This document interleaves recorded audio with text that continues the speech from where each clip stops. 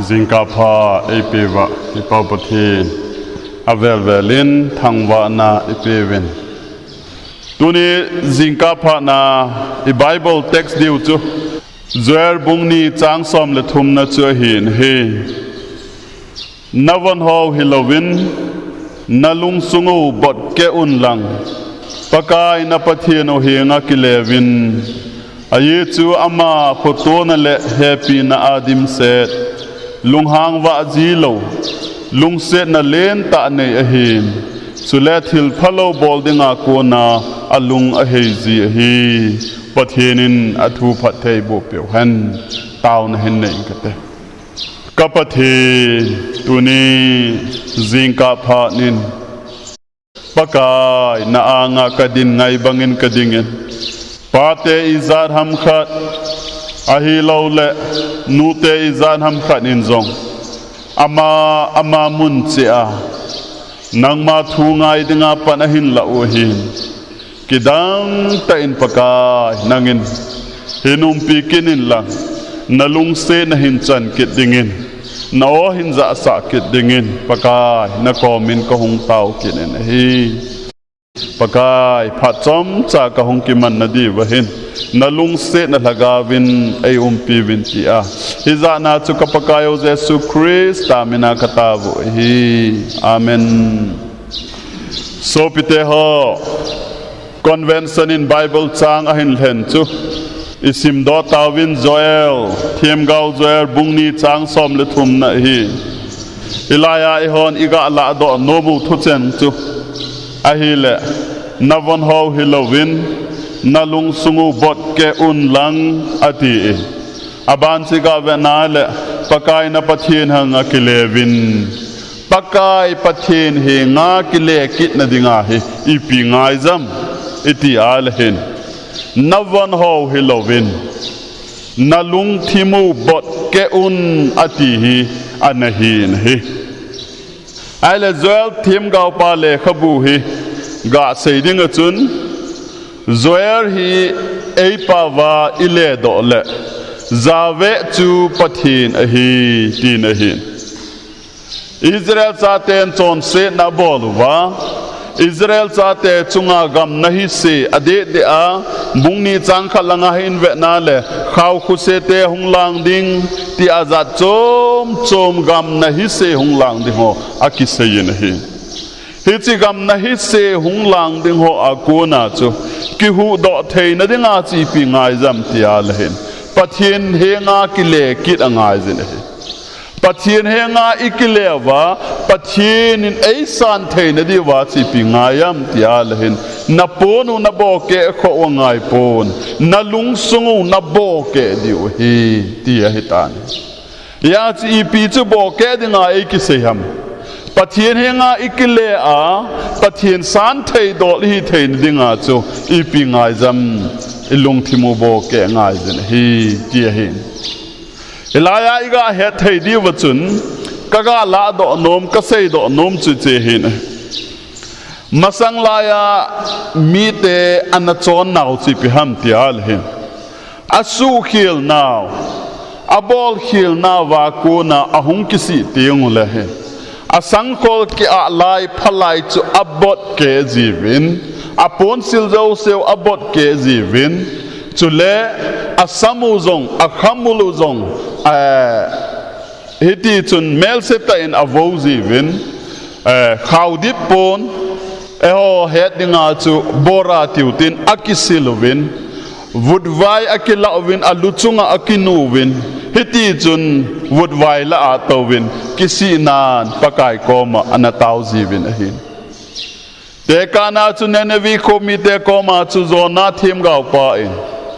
nalungu na heidi uhi achuti lawal hi chi khopi hi abung bulanga kitung ding ahi akhuba thala leng ding ahi ti a na sata sei phat wa chu ama hon jong khawdip pun akisiluwa vudvaila ato uwa aponu aboke uwa hitia chu pakai ko mangai damana thum hi bin ahin la zoel thim gau pa hin Israel chate ko ma hi ipi an sayam ti al hin henge ta salam mit ve na chun na pon na bot ke jivin na sangkhol alai na bot ke jivin nawan aphalai lai na bot ke zivin khawdip pon na kisiluvin vut vaila na tovin ka kisieti na chu mi te mu thejin na boluvin hi ahi wanga chu na hon na bol lo khat si pi ham tia lehin na lung changu na bot ke povin na lung changu na bo ke lo zeuwahin chon set na di lo na avel velin na bolte ve ti hi aman asei lo na chu hin kati lo na chi pi ham tia lehin Israel chate kanan gam ahung lut ding kon wahin pakai pathian to kitep na Palestinian covenant kiti ananei ta venehin hilaya ana kitep nau chi pi ham tia lehin na chon phat ule phat thei ka bo diu na chon se na le ka sap se diu ti ahe na sata agreement pakai pathian to Israel chate hin ananei hi hichi agreement akichai chaya chu zoldon apai pargal kai wa kanan gam alo wahin aile kanan gam alo wachun gam anei ta win ya hiti chun ahung ki phut dawin leng gam ahung ki tung do ta ne ai wangin ahung che chen kanan gam alut masang wa akitep nau chu asumil ta win asumil zivin doilim sem thu anga ahung bo khup jivin hiti chun za choma chon se na hin bol jivin hiteng le chun pakai pathianin go na hin pezin go na hin pezi teng wal hin ama hon jong hilaya hin kidang ta khat chu akisi jivin pakai na ngai dam jin izat ve ham khat kisi wa pakai na ngai dam hin ahi wanga ama ho hin abolte hin hiti ahi ya chu zoel them gau pa in na kisi uwa na chon se naw na su khil naw akisai tinga hele na kisi uwa pon bo e jong na ha bol tawin na sangkhol a lai jong na bot kevin vudvaya na ke phil ma do win hiong na ha bol tawin ahi wanga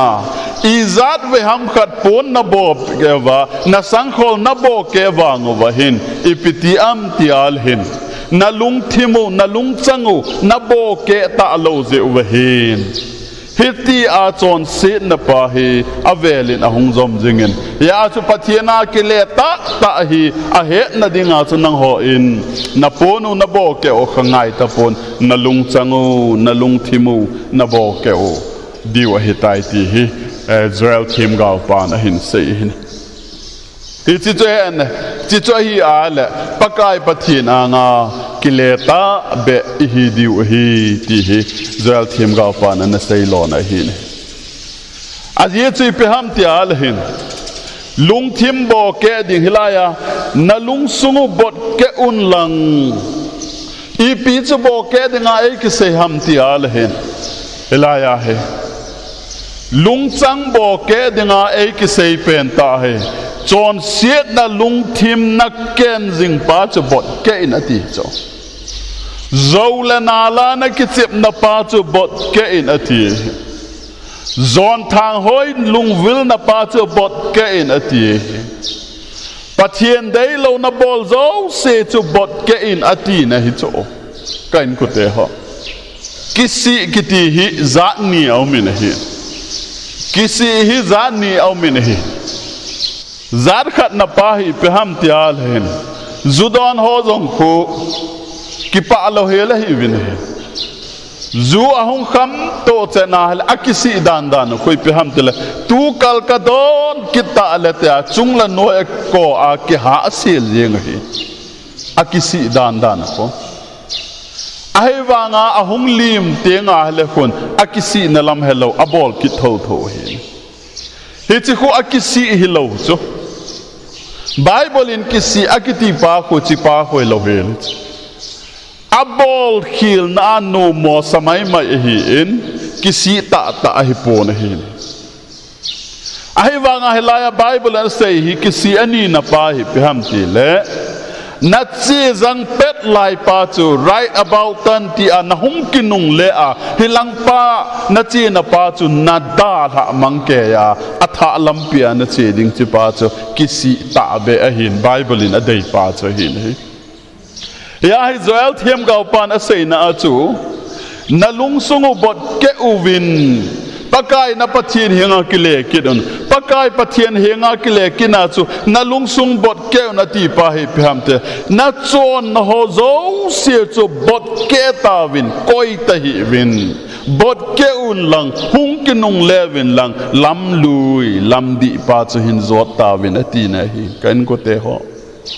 ipi bola mi pa te chun alung sungu abo ke ngai u ham ibola mi pate chun patkai pathian anga kile kit ngai u ham pakai pathian anga kile kit na dinga chu alung sungu abo ke ngai alung sung chat vai na zon thang hoina gu chat la chat na ahi lo le eng set thang thip na azia changai lut lo na ama dei deya akiman cha na ki gol han sa na heti ho zo si chu bo ke ding hung kile ke ding paka hing lama si ke ding ti na hin he kan ku te ho ye chun tu ni hin pa te se hi pon nu te hin nunga gol hang ho hin tuna hi pingayam tial hen lungi lo na put pathian dei lo na bol ho zo se chu na bo ke dinga hitai na bo ke a pakai koma na kile tinga hile bo chun pakai zin na hin san ding hin mi khat pa chen hitin na sen e ho wang ki bot ke zong le ki khui phagu kit na lai de hi ati win e ho hin dan hi ikisi pet tiang le ki bot ke hen nang hi zong le a khui phago na lai ki na lai jin te ti hi mi tam ta in i hi na ding wa thu sei pa kha chen na sei le hi tunin pa te ho pakai de lo na boli pi nu te ho pakai de lo i pi na bol cha te nunga gol hang ho pakai dei lo pi na boluma pakai dei lo na bol ho zo se chu na bo ke a na kile he ngai ta ya chu polin ana sei cho kama sang langa thil ho hi kadelin kanung lang thil ho chu e tabangin kangai tu ta ti cho polin ipi chu e tabanga angai tu ham iti al hin Judaism sa khoa ana education sang ta anala na abol theina mi ho respect achana imazo si chu ama ahung kile he ya abo ke pha nen e tabangin ka ngai ton hi cha chun ka nom to pon ya chu lam tha langa ka hung he tai ati cho tu ne ayong hi hin khowa Israel cha ten jong Israel cha te ko ma Joel thim gau pa na sei banga cho pakai pathin henga kile kit na dinga he I pinga yam tial hen I chon di lo now I di lo now mi pa khar hi na adi lo I bol ho zon thang hoi lung thim I put ho zole na lai ki ve na ho ai lo adi lo na kham na theya I lop na ho hiti ho zo seu I bo ke wa pakai henga kile kit dinga Joel in ana ko banga e ho zong tuna pakai pathinin e ko hi ti hi tuni ai sei do nom kid bin hi ai le ibola chu pakai hinga ikile na diwa he ibola lam kai ho hin pate ni khu a hi chi bible chang hi anal hen ai de o ti hi kangai to cho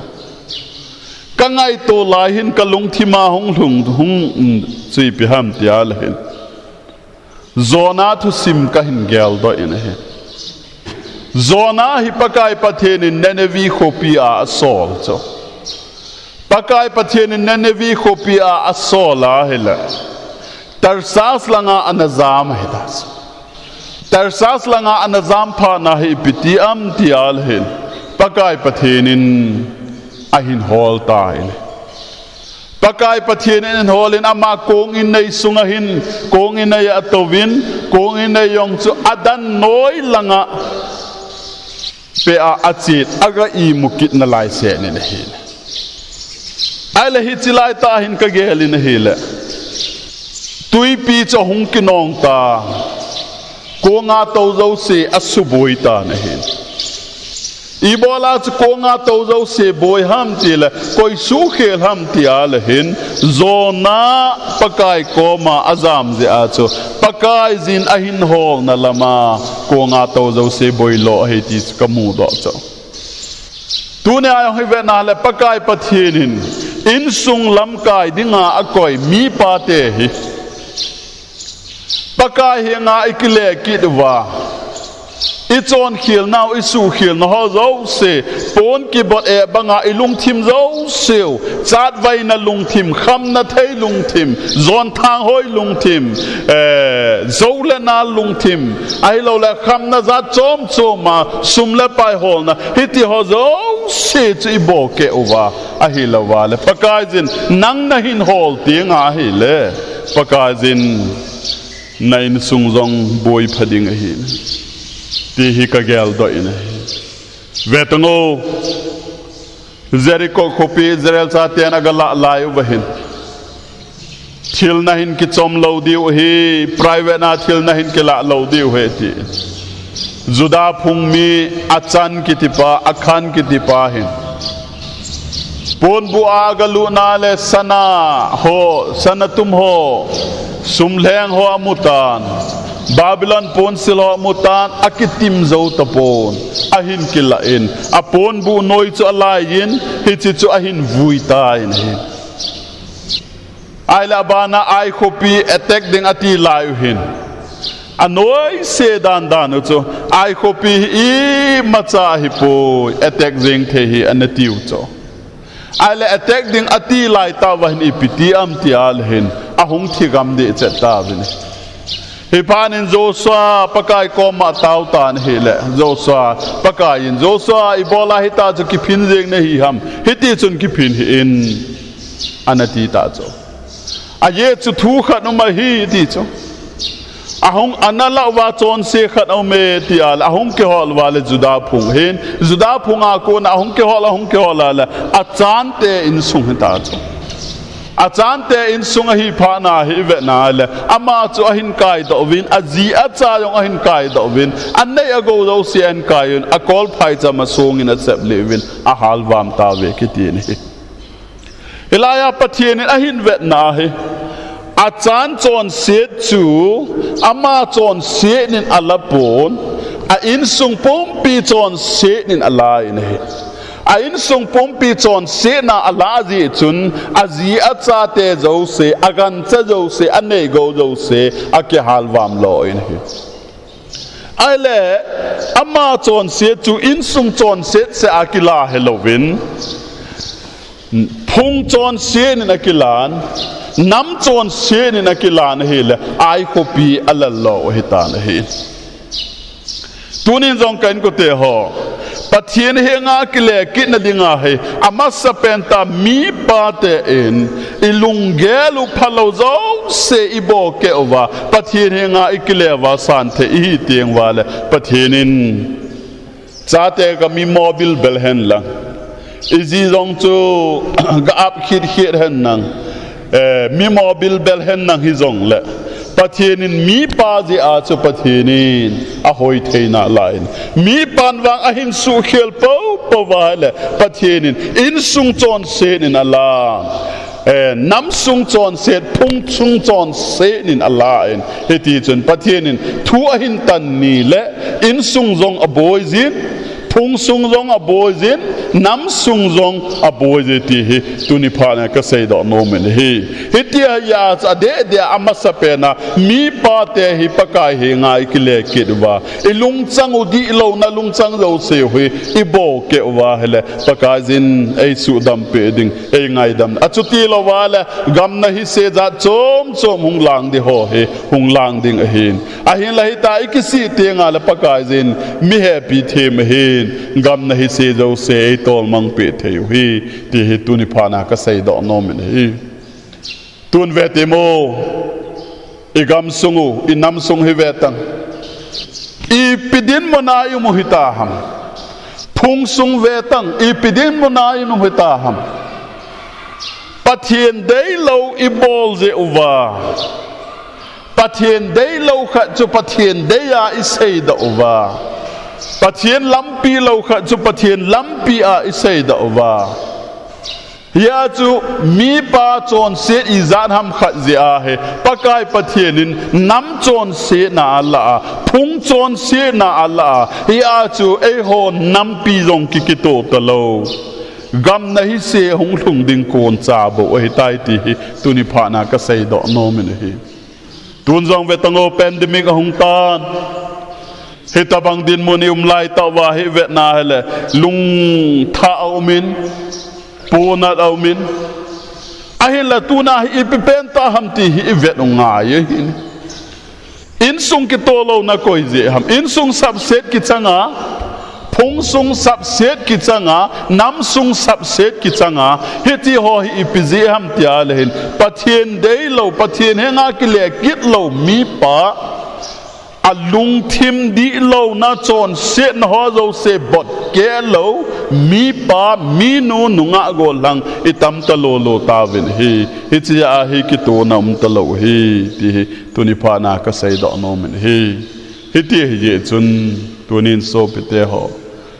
paka henga ki le ki tau te ki mo le ding hi pu ki le wa hele pon sil bo ke ngai po na chon di lo na jo se bot ke lang pakai henga chele chun pakai yin ngai dam na sang ta ngai lut na sang ta na pi ding in sung adam lo zong asu dam ding nazi adam lo zong hung damin tin na cha adam lo zong hung damin tin na in sung adam te nga le na phung sung hung damin tin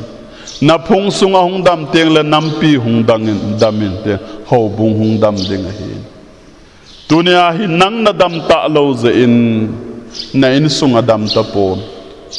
na zi zong adam thei pon na cha zong adam thei pon in sung adam thei ta pon adam lo in sung izan ham khat ahung ki su to ze in phung sung adam thei ta pon phung sung dam lo izan ham khat ahung ki su to ze in nam sung adam ta pon nam sung dam lo izan ham kisu to zen ho bung sung adam ta pon adam lo te chu dam lo na ahung so te nga hele a result chi pi ham telethi na a hitane dam mo na yong hi vele chun doctor lai chi ale chronic disease ti ho ki zen dam thailo ho dam mo na jong aum tai ni tuna hi ki zendam thailo dammo na ta salama aum banga hi tuni ki zendam thailo dammo na la hi dammo sam pen ta ne uchu cancer hi cancer dammo na hung vei ta po po chu adam talo dinga ki gel hazing ama jong ki gel ha mi pin jong ki gel ha hin tulaya medical lang cho hata zen first stage second stage a koi vin zendam theiti na lai a koi vin ai wang ai ho thinglang mi te chun cancer hi ala dam talo dinga ki gel jing hi ta salama cancer ve ho zo se hi ta salama cancer ve ho zo se hi awang se adam talo dingin ingai to vin thagaw lam hin cancer ki ve so ke hen la zule sa ne na zo se ki cancel ta hen la kham na thei za chom ne ho zo se hi ki cancel ta hen la zon thang hoi na sumla pai adi lawa hol na zo se hi cancel ta hen na thagaw la mahin cancer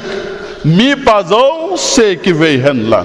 minu zo se ki ve hen nang cha te zo se ki ve hen nang le ki dam tan te kati ta salama cancer ve hitizat ta hin thagau lama cancer ve howang chu thagau lama cancer ve ya ne thieng lo kham na thei lung di lo zon thang hoina sum lepa ya chat vai na za chom chom ma ho zo se cancer bol ho zo se chu thagau wa dam ding hi ti hi tu ni phanin ka sei do no men hi hin khuwa lấy xe nộp xã na khăm na thấy ra chôm zon thang hoi na sum la pai hol na hiti a adi lo lova ki man na ho cancer bol lova cancer bol lo hela adi banga hinga adi banga ho bung membola umma adi banga amala hiti ho zo se cancel thelo la ya ho chu hitiza hin ho bunga dampo hitiza hin nam sung phung sung adampo hitiza hin in sung adampo hitiza hin nazia dampo na cha dampo nang rom na dampo thagau lama cancel ding tam ta kineyin hiti cancer ho hi involve tinga le ho dinga dam na hi ti hi ya achu zoel thim gau pa pakai na pathin henga kile kit win na kile kit na diwa chu na ponsil na boke ngai po na lung changu bot ke na ti hi isai do naw pa pathinin pathei bo pi taw hen taw na hen nei ka te ka ngai lut masanga ei ngai lu a ka ko masanga ei ko wa ka hol lai ta azong pakai ke dinga kisung jing ka pakai nang ma ka nei za lovin kakipa be sed win namin lau pi ka thang wa win hi tuni jingka phana na oza na o ngai ho zo se hi pakai lung se ta in ama ho in chon phat ki sin sa na ne iwa nang malam machal na ne iwa nanga dinga din det na ne te na divin hepa pate ni kho in apa talo cha te ho zo se minu ho zo se paka nang ma mi pa in hong pangin lang pakai na lung se na hin mu se lang pate ni kho hin pakai nang nangai lu che wa in sunga avai hom pa na hong pan dingin ama ho zo se a dingin ka hin tau pe ke de wen hi